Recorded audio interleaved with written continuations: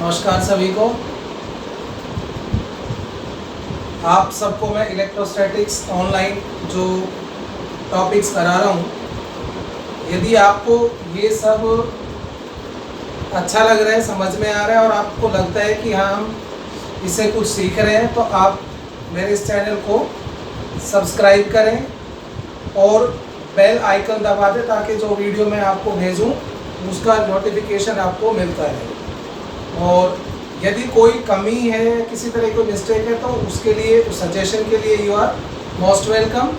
तो चलिए आज हम अपना नेक्स्ट टॉपिक करते हैं, torque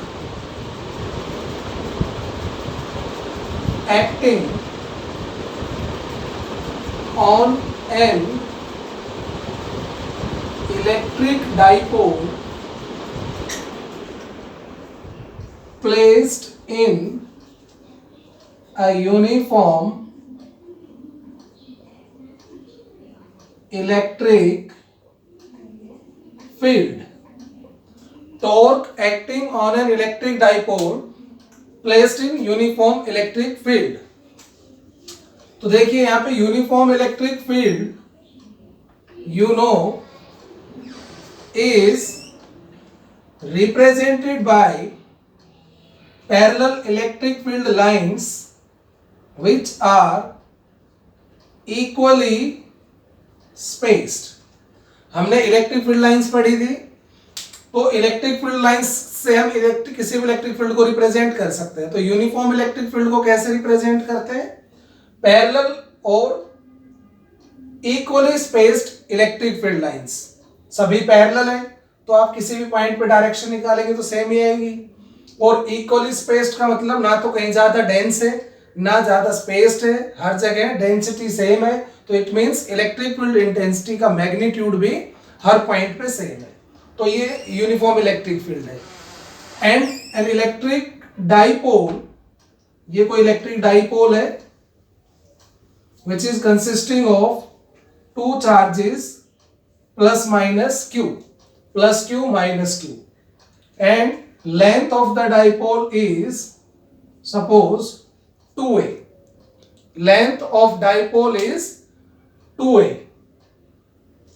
and the dipole length is making an angle theta with the direction of electric field intensity. Electric field intensity के साथ डाइपोल की लेंथ कह लो या डाइपोल मोमेंट। डाइपोल मोमेंट किधर होता है? नेगेटिव से पॉजिटिव। तो ये डाइपोल मोमेंट और ये इलेक्ट्रिक फील्ड, इनके बीच में कितना एंगल बना हुआ है? थीटा। और ये रखा हुआ है इसमें, ठीक है। Suppose the dipole is A B dipole, A B से रिप्रेजेंट कर देते हैं। Now as we know that कि when a point charge is placed in an electric field it experiences a force. जब किसी पॉइंट चार्ज को हम electric field में रखते हैं तो वो फोर्स एक्सपीरियंस करते हैं। कितना फोर्स एक्सपीरियंस करते हैं? Suppose E is the electric field intensity of this uniform electric field. E is the electric field intensity and Q is the point charge. So how much force is experienced by plus Q charge? That is F is equal to Q into E along the direction of field. Field की direction के along कितना होगा? Q into E. E क्या है? Electric field intensity. Electric field intensity का मतलब force acting on unit charge. तो unit charge पे E, तो Q चार्ज पे कितना फोर्स लगेगा? QE। और पॉजिटिव चार्ज पे जो फोर्स लगता है उसकी डायरेक्शन क्या होती है? Along the direction of field, ठीक है। सिमिलरली जो माइनस Q चार्ज है उस पे कितना फोर्स लगेगा? F, that is equal to minus QE। Minus क्यों? क्योंकि नेगेटिव चार्ज पे जो फोर्स लगेगा उसकी डायरेक्शन इलेक्ट्रिक फील्ड के अपोजिट होती है और पॉजिटिव चार्ज पे इलेक्ट्रिक फील्ड के अलोंग होती है। तो हम देख सकते हैं कि इस डाइपोल पे दो फोर्स लग रहे हैं, QE और माइनस QE। दोनों फोर्स मैग्नीट्यूड में इक्वल, डायरेक्शन अपोजिट है। एक की डायरेक्शन इधर है तो एक की इधर है। So two forces are equal and opposite acting along different line of action. Line of action भी अलग है, इसका इधर है, इसका इधर है। when two forces are acting on any system are equal and opposite and acting along different line of action, then they produce torque. वो क्या प्रोड्यूस करते हैं? टॉर्क। 11th क्लास में हमने पढ़ा हुआ है। और उस टॉर्क का फॉर्मूला क्या होता है? मैग्नीट्यूड ऑफ ईदर फोर्स, कोई सा भी फोर्स ले ले और उनके बीच का परपेंडिकुलर डिस्टेंस। परपेंडिकुलर डिस्टेंस, ये तो कोई सा फोर्स ले लो कि ये दोनों का मैग्नीट्यूड इक्वल है, तो magnitude of either force into उनके बीच का परपेंडिकुलर डिस्टेंस। तो परपेंडिकुलर डिस्टेंस कैसे निकालेंगे? इसको पीछे बढ़ा के यहां से परपेंडिकुलर ड्रॉ कर देंगे।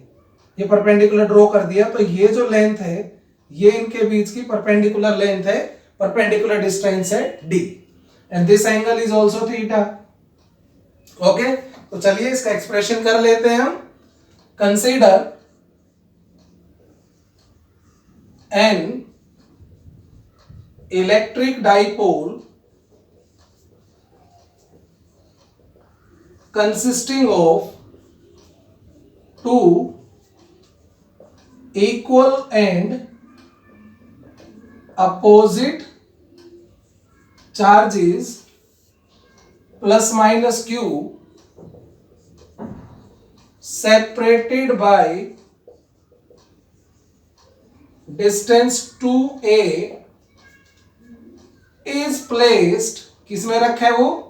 is placed in uniform electric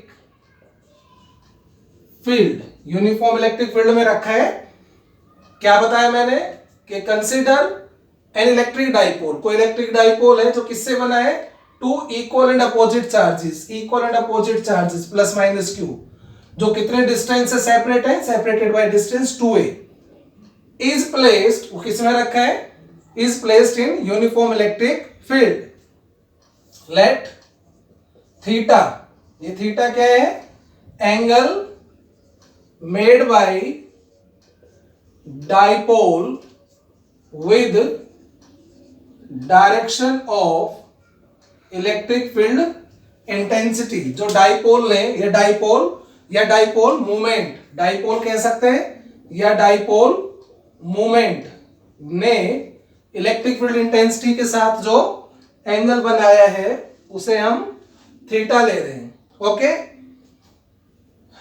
ई ये है uniform electric field intensity, uniform है ये। Now force acting on plus Q charge, force acting on plus Q charge is F, that is equal to QE, वो F is equal to QE। ऐसे ही force acting on minus Q charge, F that is equal to minus QE। तो ये जो force है ये किधर है? along direction of electric field intensity, और ये किधर है? Opposite to the direction of electric field intensity. वो उसके अपोजिट है और वो उसके अलोंग है, अलोंग द फील्ड, और ये opposite to the field. Clear? Now two forces are equal opposite as two forces are equal opposite and acting along different line of action. Two forces are equal, opposite and acting along different line of action, so they will produce torque. So they will produce torque, ये torque produce करेंगे। And what will be the torque? Torque will be magnitude of either force into perpendicular distance, किसके बीच में? Between two forces, दोनों forces के बीच का perpendicular distance, यानी torque is equal to q E, magnitude तो क्यू है दोनों का, into perpendicular distance d. Okay, अब हमें यह भी पता है d अपॉन 2a, ये एक राइट एंगल ट्राइंगल है, this is right angle triangle, this is perpendicular, this is hypotenuse, so d perpendicular upon hypotenuse 2a, d perpendicular upon hypotenuse 2a, ये क्या हो गया sine theta, this implies d is equal to 2a sine theta, 2a sine theta. तो torque की value कितनी हो जाएगी बेटा, torque is equal to q E into D, D क्या है 2a साइन थीटा। क्लियर? अब हमें यह पता है कि q into 2a, charge into उनके बीच की डिस्टेंस, ये क्या होता है डाइपोल मोमेंट, तो ये टॉर्क आ जाएगा p e साइन थीटा। यहां पर p क्या है dipole moment, q into 2a dipole moment, so p e sine theta, या हम इसको वेक्टर फॉर्म में लिखना चाहें तो tau is equal to p cross e। ठीक है, ये इसका डेरिवेशन था। अभी हम इसके स्पेशल केस करेंगे, तो स्पेशल केस अभी करते हैं। आई होप आपको ये चीज समझ में आ गई होगी, तो आप लोग इसको अच्छे से करें। कोई भी आपका डाउट होता है तो आप मुझे पूछ सकते हैं, कमेंट में डाल के पूछ सकते हैं, और आपके सजेशंस मोस्ट वेलकम। तो देखिए अभी जो टॉर्क आया that was PE sine theta. Again मैं आपको बता रहा हूं, थीटा जो है ये डाइपोल मोमेंट जो है ना, डाइपोल मोमेंट देखो नेगेटिव से पॉजिटिव इधर है, डाइपोल मोमेंट ऐसे है ना, ये वेक्टर मैंने ऐसे ड्रॉ कर लिया, और ये है इलेक्ट्रिक फील्ड और ये थीटा है।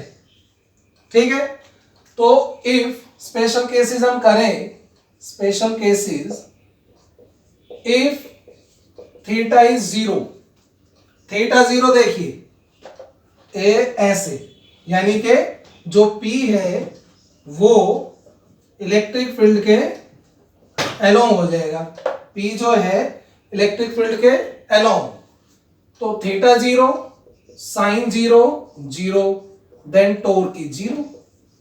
मतलब when dipole is placed parallel to the direction of electric field, मतलब dipole moment is parallel to the direction of electric field, there will be no torque acting on the dipole, torque zero. Okay, torque is zero, as well as one more thing is also zero, that is net force, because two forces are there and the both forces are equal and opposite, and when two forces acting in opposite direction and have equal magnitude, the resultant will be zero. भाई दो force लग रहे हैं और दोनों का magnitude equal और direction opposite है, तो डाइपोल पे दो, आप ये देखो डाइपोल पे दो फोर्स लग रहे हैं, एक ये और एक ये, दो हमें नहीं पता, दो फोर्स लग रहे हैं, दोनों इक्वल एंड अपोजिट है, तो हमारे लिए तो नेट फोर्स जीरो हुआ ना, तो torque zero and also net force is zero. और जब नेट फोर्स जीरो और नेट टॉर्क दोनों जीरो हो तो system is said to be in equilibrium. 11th में पढ़ा होगा, जब नेट फोर्स भी जीरो और नेट टॉर्क भी zero, the dipole is said to be in equilibrium, system is said to in equilibrium. अब ये होगा किसमें, इक्विलिब्रियम में। इक्विलिब्रियम कैसा, अब इक्विलिब्रियम में तीन थे, स्टेबल इक्विलिब्रियम, अनस्टेबल इक्विलिब्रियम और न्यूट्रल। ये कौन सा इक्विलिब्रियम होगा, तो मैं आपको बताता हूं। जब डाइपोल ऐसे रखा है तो इक्विलिब्रियम में है, यदि आप डाइपोल को थोड़ा सा डिस्प्लेस करें, कुछ एंगल बनाए और छोड़ दें, तो पता है क्या होगा, ये टॉर्क इसको वापस इलेक्ट्रिक फील्ड के अलोंग ले आएगा।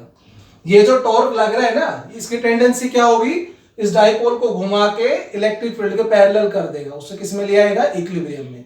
ऐसे रखा है तो टॉर्क लगेगा, टॉर्क उसको रोटेट करेगा, टॉर्क क्या करता है, रोटेट करके उसे फील्ड के अलोंग ले आएगा और उसे स्टेबल इक्विलिब्रियम में ले आएगा। अब इसको स्टेबल क्यों कह रहे हैं, क्योंकि जब आप इस इक्विलिब्रियम पोजीशन से उसका थोड़ा सा डिस्टर्ब करोगे ना, ऐसे रोटेट करोगे, तो वापस वो अपनी उसी इक्विलिब्रियम पोजीशन में आ जाएगा। तो ऐसे इक्विलिब्रियम को हम क्या कहते हैं? स्टेबल इक्विलिब्रियम, जिसमें इक्विलिब्रियम पोजीशन से यदि हम किसी सिस्टम को डिस्टर्ब करें और वो वापस अपनी इनिशियल पोजीशन में आ जाए तो वो स्टेबल इक्विलिब्रियम होता है। तो this equilibrium will be stable, stable equilibrium. Question पूछा जाता है कई बार एक नंबर में, सीबीएसई में पूछा जाता है, हर बोर्ड में पूछा जाता है कि for what orientation of the dipole is said to be in stable equilibrium when placed in uniform electric field, कि किस ओरिएंटेशन के लिए, किस पोजीशन के लिए डाइपोल को हम स्टेबल इक्विलिब्रियम में कहेंगे जब उसे यूनिफॉर्म फील्ड में रखते हैं। तो एक सिंपल सा आंसर है when angle between dipole moment and electric field is zero, मतलब dipole is placed parallel to the direction of electric field. Okay, second special case, if theta is 180। Theta 180 कैसे? देखिए ये ऐसे आ जाएगा, डाइपोल इस तरह से, मतलब ये जैसे इलेक्ट्रिक फील्ड है तो ये ऐसे, इधर माइनस क्यू चार्ज, इधर प्लस क्यू चार्ज, तो डाइपोल मोमेंट की डायरेक्शन इधर होगी ना, और इधर हो गई इलेक्ट्रिक फील्ड की, तो angle 180। Again sine 180 is zero, torque फिर से जीरो, और नेट फोर्स तो जीरो है ही, net force is zero. Again the dipole is in equilibrium, but this time the equilibrium is unstable equilibrium. वो कैसे? Unstable equilibrium. वो क्यों? क्योंकि यहां से आप इसको डिस्टर्ब करो थोड़ा सा, तो ये वापस यहां से जैसे डिस्टर्ब किया तो ये वापस नहीं आएगा, बल्कि रोटेट हो जाएगा पूरा और स्टेबल इक्विलिब्रियम में चला जाएगा, वापस अपनी अनस्टेबल इक्विलिब्रियम पोजीशन में नहीं आता। जैसे आप लोगों को पता हो बार मैग्नेट है, बार मैग्नेट को जब हम किसी धागे से लटका दें तो हमेशा नॉर्थ साउथ में रहती है ना, उसको थोड़ा सा रोटेट करो, घूम के वहीं आ जाती है। तो इसका मतलब ये इसकी कैसी पोजीशन है? Equilibrium, stable, stable equilibrium. और इसे 180 से रोटेट कर दो तो भी स्टेबल, वो इक्विलिब्रियम में, लेकिन स्टेबल नहीं है, क्योंकि थोड़ा सा हिलाओगे वापस वो स्टेबल में चली जाएगी, तो ये इक्विलिब्रियम अनस्टेबल इक्विलिब्रियम है। और थर्ड केस कौन सा है? लास्ट, इफ थीटा इज 90, मतलब इलेक्ट्रिक फील्ड के डाइपोल परपेंडिकुलर रखा है, theta is 90, sine 90 maximum, how much? +1, so torque will be maximum, that is P into E. So when is the torque experienced by the dipole is maximum? When dipole is placed perpendicular to the direction of electric field.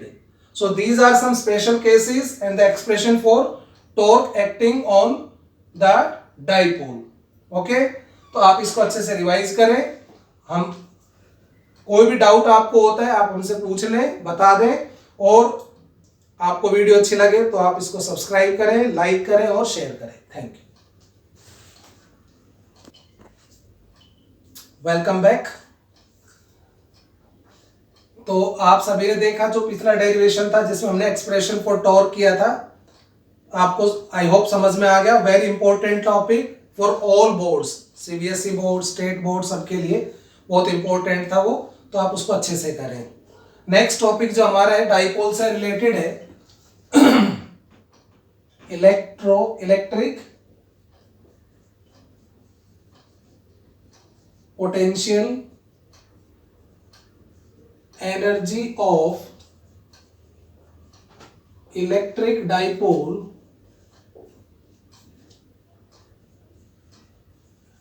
Placed in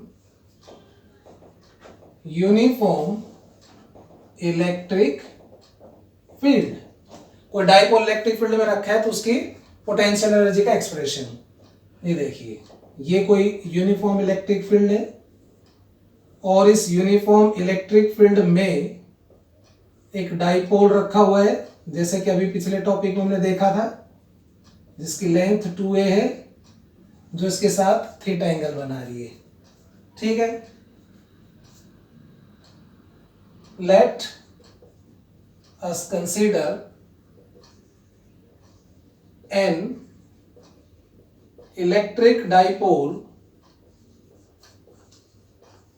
placed in an electric field making an angle theta with direction of electric field intensity. Let E is electric field intensity and P is Q into 2A. ये उसका क्या है? Dipole moment. So what will be the torque? Torque acting will be the PE sin theta.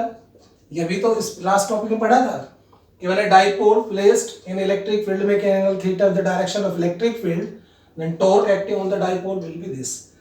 मैंने क्या बताया था कि इस टॉर्क की टेंडेंसी क्या होगी इस डाइपोल को, क्योंकि इधर फोर्स लग रहा है ये QE और इधर फोर्स लग रहा है ये माइनस QE, तो ये जो टॉर्क प्रोड्यूस होगा ये क्या करेगा, इसको इक्विलिब्रियम पोजीशन में लाएगा, इसको ऐसे रोटेट करके यूं कर देगा, इक्विलिब्रियम पोजीशन में कर देगा, ठीक है।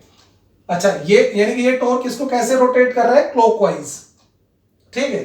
तो यदि मैं इसको थोड़े से स्मॉल एंगल से एंटी क्लॉकवाइज रोटेट करना चाहूं, जैसे ये डाइपोल है, ये इलेक्ट्रिक फील्ड है और ये डाइपोल है और ये थीटा एंगल से रखा हुआ है, बना के रखा हुआ है, तो यदि मैं इसको इस पोजीशन से थोड़ा सा रोटेट करना चाहूं, कितने एंगल से, डी थीटा एंगल से रोटेट करना चाहूं, तो मुझे एटलीस्ट इतना टॉर्क तो अप्लाई करना पड़ेगा जितना उस पर लग रहा है अभी। यदि मैं उसको एंटी क्लॉकवाइज रोटेट करना चाहूं तो मुझे कम से कम इतना टॉर्क अप्लाई करना पड़ेगा जितना उस पर इलेक्ट्रिक फील्ड की वजह से लग रहा है। तो मुझे कम से कम कितना टॉर्क अप्लाई करना पड़ेगा भाई, जैसे मान लो किसी बॉडी के ऊपर 10 न्यूटन का फ्रिक्शन फोर्स है और मैं उसको मूव करना चाहता हूं, तो मुझे मिनिमम फोर्स कितना अप्लाई करना पड़ेगा, 10 न्यूटन। तो यहाँ पे जो टॉर्क इस पे लग रहा है वो इतना लग रहा है और मुझे इस टॉर्क के अगेंस्ट में इसको डी थीटा एंगल से रोटेट कराना है अपोजिट डायरेक्शन में, तो मुझे मिनिमम टॉर्क कितना अप्लाई करना पड़ेगा ना। तो एक तरह से मान लीजिए DW is small amount of work done in rotating the dipole by small angle d theta। मान लो हम उसको d theta से रोटेट करते हैं तो dw हमें small amount of work done करना पड़ेगा एंड दैट विल बी टा इनटू d theta। जैसे लीनियर डिस्प्लेसमेंट होती है तो f dot dx, f dot dr है जो भी कह लो, और मान लो फोर्स और डिस्प्लेसमेंट सेम डायरेक्शन में है तो फोर्स और डिस्प्लेसमेंट सेम डायरेक्शन में वर्क डन हो जाता है f dx। तो अब क्योंकि रोटेशन हो रहा है यहाँ पे, डिस्प्लेसमेंट कैसी है, एंगुलर, तो एंगुलर डिस्प्लेसमेंट है तो फोर्स की जगह टॉर्क और लीनियर डिस्प्लेसमेंट की जगह एंगुलर डिस्प्लेसमेंट, ठीक है, सिंपल। तो टॉर्क हमें मिनिमम कितना अप्लाई करना पड़ेगा जितना उस पे लग रहा है, यानी कि PE sin theta into d theta। Okay, now what will be the net work done, मुझे नेट वर्क डन कितना करना पड़ेगा यदि मैं उसको किसी, जैसे मान लो ये इलेक्ट्रिक फील्ड है और ये डाइपोल है और डाइपोल ने मान लो इनिशियली कितना एंगल बना रखे डाइपोल के साथ, इलेक्ट्रिक फील्ड के साथ θ1, और मैं उसको रोटेट करता हूं और रोटेट करके उसने कितना एंगल बना दिया इलेक्ट्रिक फील्ड के साथ, θ2। तो मैं उसे θ1 से θ2 तक रोटेट करना चाहता हूं तो मुझे कितना वर्क करना पड़ेगा, net work done in rotating dipole from θ1 to θ2, integrating both sides, integration कर देंगे dw का, w इधर इंटीग्रेशन करेंगे तो इंटीग्रेशन में PE तो कांस्टेंट है तो कांस्टेंट इंटीग्रेशन से बाहर आ जाएगा और रह जाएगा क्या, sin theta into D theta, limit θ1 से θ2। आपको इंटीग्रेशन करा दिया होगा या नहीं भी कराया होगा तो 11th के अंदर आपको यह बताया जाता है कि दो तरह के इंटीग्रेशन होते हैं ना, एक डेफिनेट और एक इनडेफिनेट। तो जैसे ये डेफिनेट लिमिट दे रखी है इसमें कि थीटा की वैल्यू कहां से कहां वेरी करेगी, θ1 से और θ2 तक, क्लियर। तो साइन थीटा का इंटीग्रेशन क्या होता है? साइन थीटा का इंटीग्रेशन होता है माइनस कॉस थीटा। कई बच्चों ने बोला होगा साइन थीटा का इंटीग्रेशन कॉस थीटा, लेकिन कॉस नहीं होता, माइनस कॉस होता है। साइन का डिफरेंशिएशन कॉस होता है, लेकिन साइन का इंटीग्रेशन माइनस कॉस थीटा होता है। अब माइनस को तो हम बाहर ले लेंगे, तो माइनस पीई, उसके बाद थीटा की जगह अपर लिमिट यानी कि थीटा 2 रखेंगे, कॉस थीटा 2, थीटा की जगह पहले अपर लिमिट थीटा 2, फिर माइनस, फिर इस थीटा की जगह lower limit theta 1, cos theta 1। ये वर्क डन आ गया। और मैं आपको एक चीज पहले ही बता चुका हूं कि हम जितनी भी एनर्जी का एक्सप्रेशन निकालते हैं ना, सभी एनर्जीज का एक्सप्रेशन हम निकालते हैं in terms of work done. तो यहां पे जो आपने वर्क डन किया है इसको इतना एंगल से घुमाने के लिए, वो इस डाइपोल में पोटेंशियल एनर्जी की फॉर्म में स्टोर हो जाएगा। So this work done will store in the form of potential energy. This work done will store in the form of potential energy. So what will be the potential energy? U, work done को हमने क्या लिख दिया? potential energy minus PE cos theta 2 minus cos theta 1. This is the expression for potential energy of the dipole. यहाँ पे theta 1 क्या है? जो डाइपोल ने इनिशियली फील्ड के साथ एंगल बना रखा था, और थीटा 2 क्या है? जो उसने फाइनल एंगल बनाया इलेक्ट्रिक फील्ड के साथ रोटेट करने पे। तो हमें कितना वर्क करना पड़ा ये वो है, और वही वर्क इसमें एनर्जी की फॉर्म में स्टोर हो जाएगा। जैसे आप छोड़ेंगे उस पोटेंशियल एनर्जी की वजह से रोटेट होएगा, काइनेटिक एनर्जी आ जाएगी इसमें, और ये अपने आप को स्टेबल इक्विलिब्रियम में ले आएगा। इसके कुछ एक स्पेशल केसेस हैं, वो मैं आपको फटाफट करा देता हूं और आपको ये सब चीज क्लियर हो जाएगी। स्पेशल केसेस अब इसके वो आप कुछ भी बना सकते हो। स्पेशल केसेस थीटा 1 और थीटा 2 की अलग अलग वैल्यूज लेके आप कोई भी कितने भी स्पेशल केसेस बना सकते हैं। जैसे मैं कुछ एक लिख रहा हूं यहां पे, special cases, if theta 1 is 0 and theta 2 is 180। ये केस कई बार 1 मार्क क्वेश्चन में भी आ जाता है। भाई थीटा 1 0, इसका मतलब इनिशियली डाइपोल जो था वो इलेक्ट्रिक फील्ड के पैरेलल रखा हुआ था। ये डाइपोल है जैसे, तभी तो थीटा 1 0 है। और हमने उसको रोटेट किया तो थीटा 2 180, यानी कि उसको रोटेट किया ऐसे, यहां से लेके ऐसे, यानी कि रोटेट करके इसको हम ऐसे कर दिया हमने। मतलब हमने उसको स्टेबल इक्विलिब्रियम से रोटेट करके अनस्टेबल इक्विलिब्रियम में किया, स्टेबल इक्विलिब्रियम से अनस्टेबल में। तो कई बार क्या पूछा जाता है, ब्रैकेट में लिख रहा हूं, work done in rotating dipole from stable to unstable equilibrium.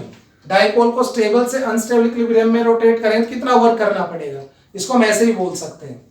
तो देखिए इसमें रखेंगे हम minus PE cos theta 2 180, theta 1 0 0 180 U minus PE cos 180 -1 होता है, कोस 0 1 होता है, -1 -2, तो ये हो जाएगा 2PE, -2 और बाहर माइनस है ना, तो 2PE।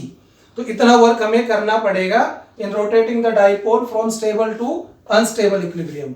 और क्या केस ले सकते हैं, if suppose theta 1 is 90 and theta 2 is any arbitrary angle theta. मतलब इनिशियली डाइपोल इलेक्ट्रिक फील्ड के परपेंडिकुलर रखा था, तो थीटा 1 तो हो गया 90, और उसको रोटेट किया हमने, तो डाइपोल ने कितना एंगल बना रखा है ये, सपोज थीटा। तो ये देखिए इसमें रखेंगे u is equal to minus p E cos theta 2 की जगह थीटा और कॉस थीटा 1 की जगह 90, और कॉस 90 क्या होता है 0, तो ये आ जाएगा माइनस पीई कॉस थीटा, यानी के माइनस पी डॉट ई, ऐसे भी लिख सकते हैं P डॉट ई। तो कई बार सिंपल ऐसे पूछ लेते हैं कि dipole is making some angle this, तो what will be the work done. जैसे an dipole is placed in electric field making an angle of 60 degree, तो बताइए इसमें कितनी एनर्जी है। तो इस फॉर्मूले से आप निकाल सकते हो पीई cos 60, सीधा इससे निकाल सकते हो आप, ठीक है। और कितने भी केस बना सकते हैं आप, कितने भी केस बना सकते हैं। जैसे मान लो इफ θ1 इज 0, θ2 इज 90, मतलब ऐसे था और रोटेट करके ऐसे कर दिया इस तरह से, आप कर सकते हैं minus p E cos 90 minus cos 0। भाई θ2 की जगह मैंने क्या रखा है 90 और 1 की जगह 0। cos 90 तो 0 होता ही है, cos 90 0 और cos 0 1, तो -1 होगा ना ये, माइनस पीई 0 माइनस 1 तो कितना आ गया पीई। 0 से 90 घुमाया 90 तो पीई, और 0 से 180 घुमाते हो तो 2पीई, तो 90 से 180 कितना आएगा पीई। सिंपल, आप देख लो इफ θ1 इज 90 और θ2 इज 180, मतलब यहां से ऐसे करने हैं, तो u कितना आ गया minus p E cos 180 minus cos 90, ये 0 और ये -1, तो कितना हो गया पीई, क्योंकि cos 180 क्या होता है -1 और cos 90 0, तो टोटल कितना था 2p। तो 0 से 90 पीई और 90 से 180 पीई, तो 0 से 180 2pe। So this is about the potential energy of dipole placed in uniform electric field. आपके सजेशंस वेलकम है, आपको जो भी दिक्कत है, कोई परेशानी है, कोई प्रॉब्लम है, आप पूछ सकते हैं। Thank you.